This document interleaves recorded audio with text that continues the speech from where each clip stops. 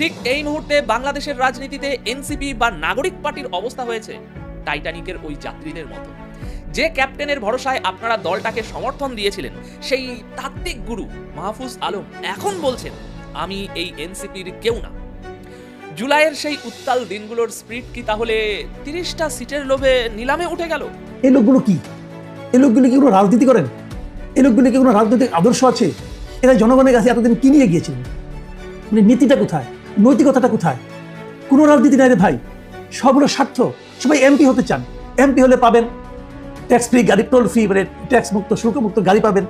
MP হলে অর্থনৈতিক সুযোগ সুবিধা আসবে, এমপি হলে লুটপাটের একটা অবাধ লাইসেন্স আসবে। এই তো, তাহলে এর নাম রাজনীতি? তাহলে এত বড় বড় কথা, বড় বড় ডায়লগ কেন? আমরা তো কখনোই জুলাইকে বিপ্লব বা গণ অভ্যুত্থান বলে মানিনি, কিন্তু যারা মেনেছেন তারা এই জুলাই সন্ত্রাসের নেতাদের জামায়াতের কোলে গিয়ে আশ্রয় নেওয়ার পর এসব বিপ্লব বা অভ্যুত্থানের গল্প দিয়ে মানুষের কাছে অপমানিত হতে চাইবেন না, তাই না? আমরা তো কথিত জুলাই বিপ্লবের জানাজা বহু আগে পড়েছি।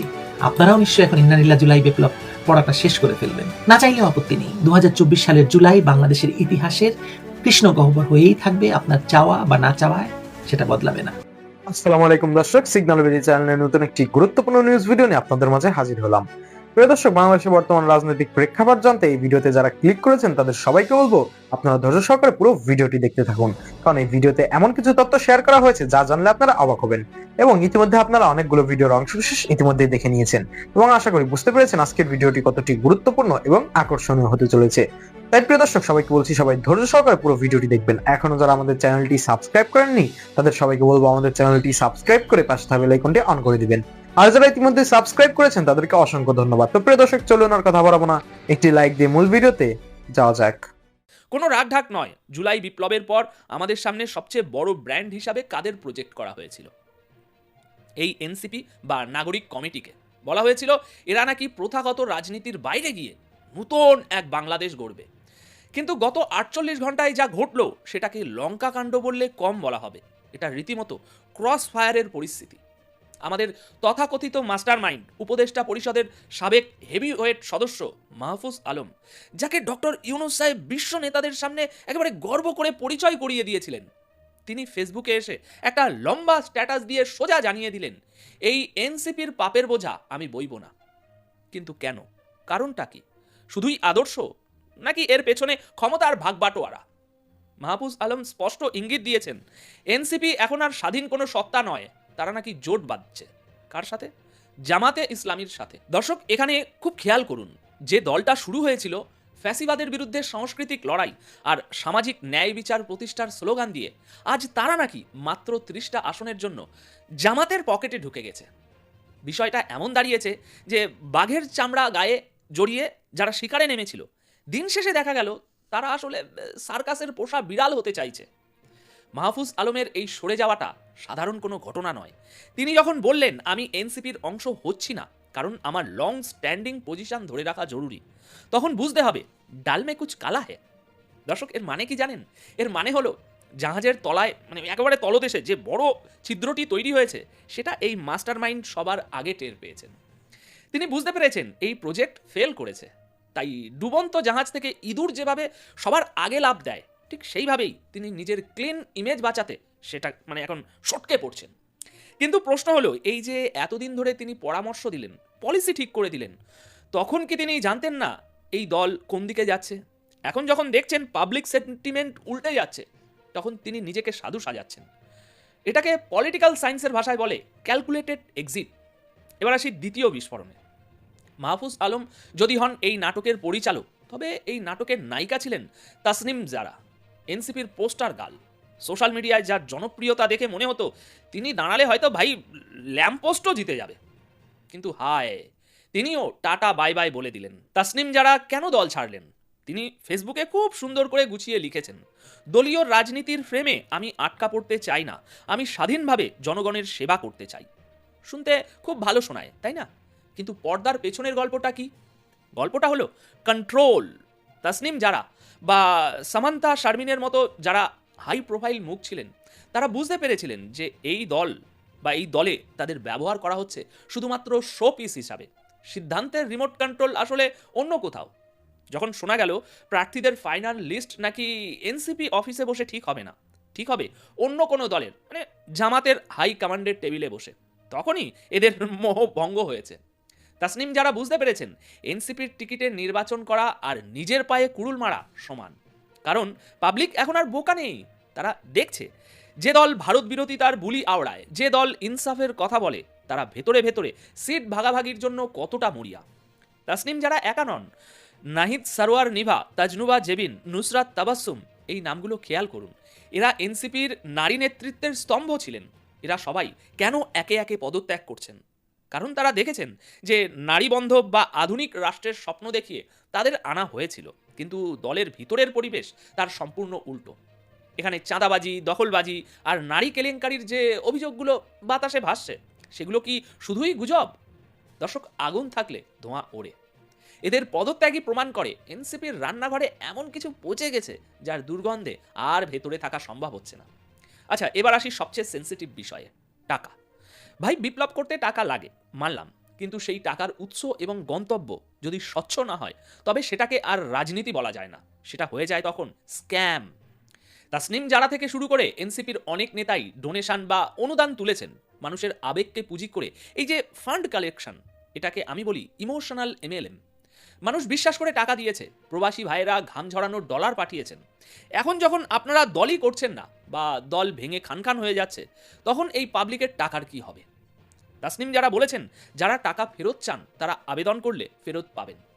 বাহ, চমৎকার লজিক। ব্যাংকের টাকা জমা দেওয়ার সময় তো ফর্ম ফিল আপ করতে হয়নি, এখন ফেরত নিতে গেলে আমলাতান্ত্রিক জটিলতা। আসল সত্যিটা কি জানেন? বাজারের গুঞ্জন হলো এই ডোনেশনের আড়ালে আসলে অনেক কালো টাকা সাদা করা হচ্ছে। বিভিন্ন অ্যাকাউন্টে যে অস্বাভাবিক লেনদেন তা নিয়ে কিন্তু প্রশ্ন উঠছেই। এই যে শুভাকাঙ্ক্ষী সেজে যারা লক্ষ লক্ষ টাকা ঢেলেছেন, তারা কারা? তারা কি সত্যি বিপ্লব চেয়েছিলেন, নাকি তারা ভবিষ্যৎ এমপি মন্ত্রীদের অগ্রিম ঘুষ দিয়ে রেখেছিলেন? এনসিপির এই ফান্ড কেলেঙ্কারি যদি পুরোপুরি তদন্ত হয়, আমি গ্যারেন্টি দিয়ে বলতে পারি এটা বাংলাদেশের ইতিহাসের অন্যতম বড় পলিটিক্যাল ফ্রড হিসাবে চিহ্নিত হবে। এদের সততার বেলুনটা ফুটো হতে শুরু করেছে আর ভেতর থেকে বেরোচ্ছে বিশ্রী একটা গন্ধ। এবার দর্শক, এই আলোচনার শেষ অংশে আসি। মাহফুজ আলম তার স্ট্যাটাসের শেষে একটা অদ্ভুত ইঙ্গিত দিয়েছেন। তিনি বলেছেন বিকল্প তরুণ শক্তির উত্থান আসন্ন এবং তিনি আহ্বান জানিয়েছেন তার সাথে যোগ দিতে। দর্শক, এর মানে কি? এর মানে খুব পরিষ্কার, এনসিপি প্রজেক্ট বাতিল, ওটা এখন ডাস্টবিনে। মাহফুজ এখন প্ল্যান বি নিয়ে মাঠে নামছেন। সামনে 12ই ফেব্রুয়ারি নির্বাচনের যে তারিখ শোনা যাচ্ছে, সেটা কি আদেও হবে? মাহফুজ আলমের মতো ইনসাইডাররা যখন নতুন দল বা নতুন প্ল্যাটফর্মের কথা বলেন, তখন ধরে নেওয়া যায় নির্বাচন হয়তো পিছিয়ে যাচ্ছে, অথবা নির্বাচন পেছানোর জন্য তারা নতুন কোনো ঘুঁটি চালছেন।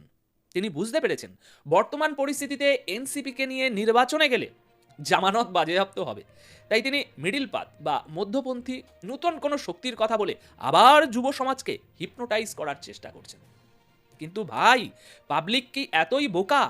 একবার এনসিপি খাইয়েছেন, এখন আবার নতুন মোড়কে ওই পুরনো ওষুধ খাওয়াতে চাইছেন আপনারা?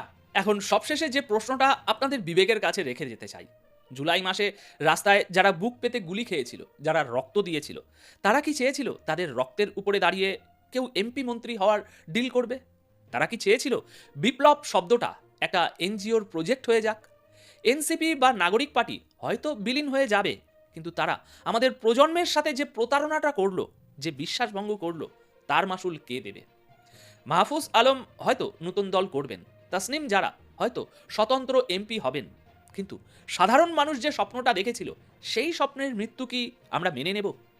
চোখ কান খোলা রাখুন, নাটক এখনো শেষ হয়নি, বরং বলা যায় আসল খেলা মাত্র শুরু হলো। এনসিপি ভাঙছে, কিন্তু এই ভাঙনের শব্দে হয়তো নতুন কোনো স্বৈরাচারের আগমনী বার্তা শোনা যাচ্ছে। এনসিপির জামায়াতের সঙ্গে প্রকাশ্য জোটে যাওয়া কোনো আকস্মিক ঘটনা নয়, এটা আগেই লেখা একটা স্ক্রিপ্টের একেবারে শেষ দৃশ্য। অনেকে যেভাবে বিস্মিত হচ্ছেন তাতে তাদের কাছেই এই মিলন হঠাৎ বলে মনে হচ্ছে, যারা জুলাইকে একেবারে নির্দোষ ছাত্র আন্দোলন হিসেবে একরৈখিকভাবে দেখে এসেছেন, কিংবা যারা ইচ্ছা করেই আন্দোলনের ভেতরের স্তরগুলো দেখতে চাননি। রাজনীতিতে যা দেখা যায় বা দৃশ্যমান তা অনেক সময় আসল ঘটনা নয়। আসল ঘটনাটা লুকিয়ে থাকে সংগঠন, ফান্ডিং, ক্যাডার মুভমেন্ট, ভাষা ফ্রেমিং, নিরাপত্তা ছাতা, বিদেশি এনগেজমেন্ট, আর সবচেয়ে গুরুত্বপূর্ণ হচ্ছে পরবর্তী ধাপ কে কিভাবে সেট করছে তার উপর এনসিপি আজ যেভাবে জামায়াতের পাশে দাঁড়ালো সেটাই সেই পরবর্তী ধাপ ছিল। এখন শুধু সিলমোহর পড়ছে। যতই নাহিদ বলুন না কেন এটা নির্বাচনী জোট, তাতে মানুষ আসলে নাহিদদেরকে আর বিশ্বাস করবে না। যেমন বিএনপি যখন জামায়াতের সঙ্গে 4 দলীয় জোট করেছিল তখন থেকেই মানুষ বিএনপিকে আর মুক্তিযুদ্ধের পক্ষের শক্তি মনে করে না। আর সে কারণেই মানুষ কেবলমাত্র আওয়ামী লীগ এবং আওয়ামী লীগকেই মনে করে মুক্তিযুদ্ধের পক্ষের শক্তি। আপনাদের মনে থাকবে যে 2024 সালের জুলাইয়ের শুরুটা সরকার পতনের আন্দোলন ছিল না, কোটা সংস্কার আন্দোলনের দাবি ছিল। সেই পর্যায়ে একটি বড় অংশ বা তরুণদের ক্ষোভ ছিল বাস্তব, যুক্তিসঙ্গত। অনেকেই ঝুঁকি নিয়েছিলেন সেই দাবি আদায়ের জন্য। কেউ অস্বীকার করলে সেটা অন্যায় হবে যে এটা বাস্তব ছিল না। কিন্তু যে মুহূর্তে আন্দোলনের ভাষা বদলাতে শুরু করে, টার্গেট বদলাতে শুরু করে, দাবির তালিকা থেকে হঠাৎ করে রাষ্ট্র ক্ষমতা চেয়ে বসে, তখনই বুঝতে হয় এই আন্দোলনের উপর একটা রাজনৈতিক প্রকল্প চড়ে বসেছে। প্রকল্প মানে এটা নয় যে সবাই ষড়যন্ত্রকারী। প্রকল্প মানে হলো বাস্তব ক্ষোভকে কাঁচামাল হিসেবে ব্যবহার করে কেউ কেউ তাকে নির্দিষ্ট গন্তব্যে নিয়ে যেতে চায় এবং তাদের হাতে থাকে সংগঠিত মাঠের শক্তি, মিডিয়া ফ্রেম, আলোচনা নিয়ন্ত্রণ, অর্থ, অস্ত্র, প্রশিক্ষণ, যে কথা একটু আগে বললাম। এই জায়গাটাই জুলাইয়ের সবচাইতে বড় ট্র্যাজেডি। বাস্তব অসন্তোষকে রাজনৈতিক বেচাকেনার মাল বানিয়ে ফেলা। আর এই জুলাইয়ের কোটা সংস্কার আন্দোলনে যোগ দিয়ে যারা মনে করেছিলেন একটি যৌক্তিক আন্দোলনে অংশ নেওয়া হলো, তারাই বিগত 16 মাসে বা 17 মাসে নিজেদের প্রতারিত মনে করছেন।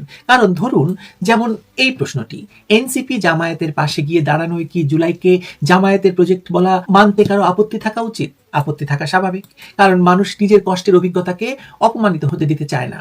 কিন্তু রাজনীতিতে সত্য মাপা হয় কে কি মনে করলো তা দিয়ে নয়, মাপা হয় ফলাফল, লাভ ক্ষতিতে এবং ক্ষমতার পুনর্বন্টনে।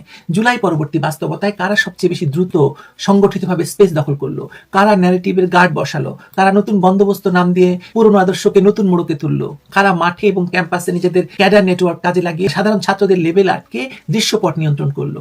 এই প্রশ্নগুলো করলে উত্তরগুলো অস্বস্তিকর হলেও সত্যটা বদলায় না তাতে। আর সত্যটা হলো রাষ্ট্র ক্ষমতা জামায়াত দখল করেছে, কোনো ছাত্র নয়।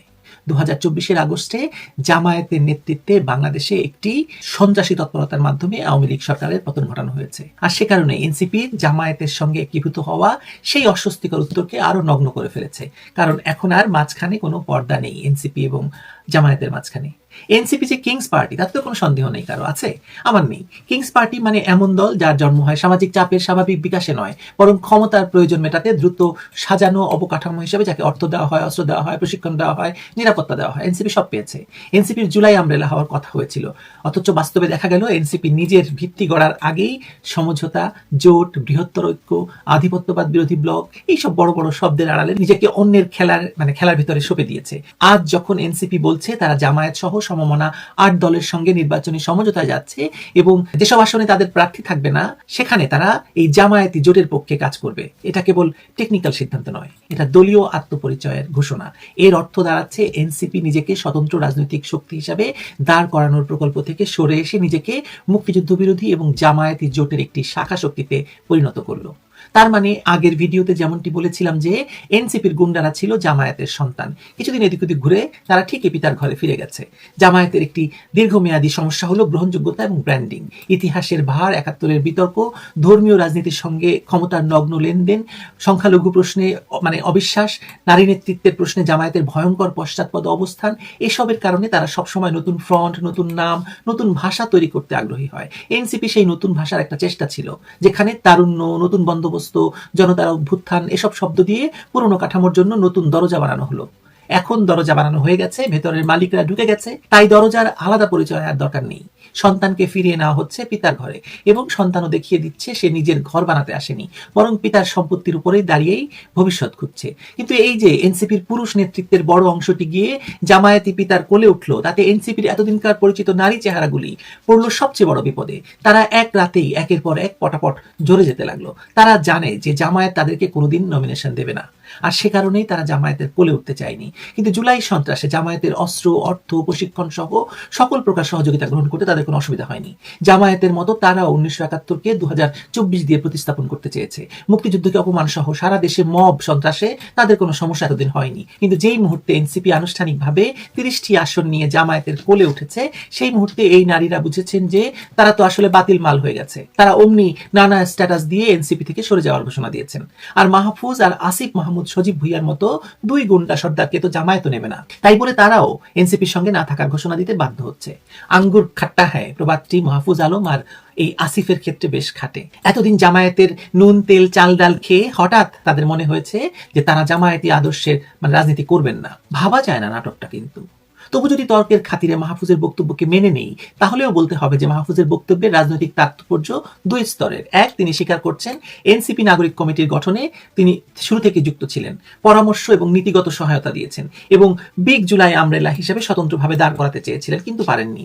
2, তিনি বলেছেন জোট থেকে প্রস্তাব এসেছিল তবু তিনি নেননি, কারণ তার লং স্ট্যান্ডিং পজিশন ধরে রাখাকে বেশি গুরুত্বপূর্ণ মনে করেছেন তিনি। আমার সবচেয়ে হাস্যকর লাগছে যে 17 মাস পরে এসে মাহফুজের মতো এই এনসিপি ললনাদের মনে হয়েছে যে তারা আর জামাতের সঙ্গে রাজনীতি করতে পারবেন না। যদি জামায়াত তাদের নমিনেশন দিত তাহলে কি তারা এই পদত্যাগ করতেন? আমার সন্দেহ আছে। যেখানে গোটা জুলাই ব্যাপারটাই জামায়াতের, যেখানে তারা নিজেরাই জামায়াতের পাঞ্জাবির পকেট থেকে বের হয়েছেন এক একজন, সেখানে এতদিন পর এসব ন্যাকামো দেখলে না হেসে পারা যায় কি? আপনারাই বলুন। এখন যে 8 দলীয় ইসলামী জোট বড় হওয়ার আলোচনা চলছে, নতুন দল যুক্ত হওয়ার কথা শোনা যাচ্ছে, এটাও আসলে জুলাই থেকে বিচ্ছিন্ন কোনো ঘটনা নয়, বরং এটা জুলাই পরবর্তী দ্বিতীয় পর্বের বাস্তব রূপ বা বাস্তবায়ন। প্রথম পর্ব ছিল আন্দোলনের কাঁচামাল সংগ্রহ, ন্যারেটিভ দখল এবং ক্ষমতা দখলের পরিবেশ তৈরি করা। দ্বিতীয় পর্ব হলো সেই বদলের ভেতর নতুন রাজনৈতিক বন্দোবস্তকে স্থায়ী করা, ভোটের মাঠে তাকে বৈধতা দেওয়া এবং রাষ্ট্রের আদর্শিক দিক নির্দেশনাকে ধীরে ধীরে বদলে দেওয়া। এই জায়গায় মুক্তিযুদ্ধ এবং স্বাধীনতাকে বিতর্কিত করার কথাটা নিছক স্লোগান হিসেবে নয়, বরং রাজনৈতিক প্রবণতা হিসেবে দেখা দরকার। যখন রাষ্ট্রের ইতিহাসকে বিতর্ক বানানো হয় তখন রাষ্ট্রের নৈতিক ভিত্তি দুর্বল হয়, আর যখন ভিত্তি দুর্বল হয় তখন যে কোনো পরিচয় রাজনীতি এসে সেটাকে দখল করতে পারে। এনসিপির বিলীন হওয়া মানে জুলাইয়ের নতুন বাংলাদেশ বা সেই নতুন বন্দোবস্তের ব্র্যান্ডটা শেষ হয়ে যাওয়া, এটি আর নেই। ইন্নালিল্লাহ জুলাই প্রজেক্ট, অর্থাৎ জুলাইয়ে তথাকথিত গণ অভ্যুত্থান বা বিপ্লব এখন এনসিপি জামায়াতের ভেতর বিলীন হওয়ার মাধ্যমে রাজনৈতিকভাবে মৃত্যুবরণ করলো। কারণ যে আন্দোলনকে নতুন বাংলাদেশের স্বপ্ন বলা হয়েছিল, তার রাজনৈতিক বাহন যদি শেষ পর্যন্ত পুরনো বিতর্কিত আদর্শিকভাবে ভয়ঙ্কর একটি কাঠামোর সঙ্গে একাকার হয়ে যায়, তাহলে নতুনত্বটা থাকে কোথায় বলেন? তখন জুলাই দাঁড়ায় একটি ট্রানজিশনাল টুল হিসেবে, ক্ষমতা বদলের প্রথম ধাপ, যার পরের ধাপ হলো ইতিহাস পরিচয়ের উপর চাপ তৈরি করা, সমাজকে আরো ধারালো বিভাজনের দিকে ঠেলে দেওয়া এবং রাষ্ট্রের ভবিষ্যৎকে এক ধরনের ঝুঁকিপূর্ণ মেরুকরণে আটকে ফেলা। এখানে সবচেয়ে নির্মম সত্যটা হলো এনসিপি এখন আর নিজের ভাগ্য নিজে লিখছে না, তারা একটি বড় যন্ত্রের অংশ হয়ে গেছে। কেউ কেউ হয়তো এটাকে বাস্তববাদ বলবে, ঐক্যের প্রয়োজন বলবে, বিকল্প আধিপত্য ঠেকানো বলবে, কিন্তু রাজনীতিতে বাস্তববাদ মানে আত্মসমর্পণ নয়। বাস্তববাদ মানে শক্তি তৈরি করা, শর্ত তৈরি করা, নীতির জায়গা পরিষ্কার করা। এনসিপি যেটা করেছে সেটা শক্তি তৈরি করে না করে শক্তির কাছে নত হয়েছে, তাই অবাক হওয়ার কিছু নেই। এনসিপি যেখানে ছিল সেখানেই আছে, শুধু আজ প্রকাশ্য হলো কার ঘরে তার ঠিকানা। শুধু শুধু এদের সদস্যদের পদত্যাগ নাটকে ভোলার কোনো কারণ দেখছি না। এনসিপি জামায়াতের পেটে ছিল, কেউ কেউ বেরোনোর চেষ্টা করেছিল কিন্তু ব্যর্থ হয়ে আবার পুরোটাই জামায়াতের পেটে ঢুকে গেছে এই সদ্য জন্ম নেওয়া দলটি। আর সেই সঙ্গে আমরা আবার 71 পরবর্তী জামায়াত ইসলামীর পূর্ব পাকিস্তান পুনরুদ্ধার প্রকল্পে ঢুকে গেছি। আর এই ঢুকে যাওয়ার পর জুলাইকে আর বিপ্লব বলার তো কোনো কারণ থাকে না, যদি কেউ বলেন আর কি। আমরা তো কখনোই জুলাইকে বিপ্লব বা গণ অভ্যুত্থান বলে মানিনি, কিন্তু যারা মেনেছেন তারা এই জুলাই সন্ত্রাসের নেতাদের জামায়াতের কোলে গিয়ে আশ্রয় নেওয়ার পর এসব বিপ্লব বা অভ্যুত্থানের গল্প দিয়ে মানুষের কাছে অপমানিত হতে চাইবেন না, তাই না? আমরা তো কথিত জুলাই বিপ্লবের জানাজা বহু আগেই পড়েছি। আপনারাও নিশ্চয়ই এখন ইন্নালিল্লাহ জুলাই বিপ্লব পড়াটা শেষ করে ফেলবেন। না চাইলেও আপত্তি নেই, 2024 সালের জুলাই বাংলাদেশের ইতিহাসের কৃষ্ণ গহ্বর হয়েই থাকবে। আপনার চাওয়া বা না চাওয়ায় সেটা বদলাবে না। প্রিয় দর্শক, ইতিমধ্যে আপনারা আমাদের পুরো ভিডিওটি দেখেছেন। ভিডিওটি দেখে কি জানলেন এবং বুঝলেন, অবশ্যই আপনাদের মূল্যবান মতামতটি আমাদের কমেন্ট বক্সে জানাতে ভুলবেন না। এখনো যারা আমাদের চ্যানেলটি সাবস্ক্রাইব করেননি তাদের সবাইকে বলবো আমাদের চ্যানেলটি সাবস্ক্রাইব করে পাশে থাকা বেল আইকনটি অন করে দিবেন, এরকম নিত্য নতুন প্রতিদিন গরম গরম নিউজ আপডেট পেতে। ধন্যবাদ সবাইকে।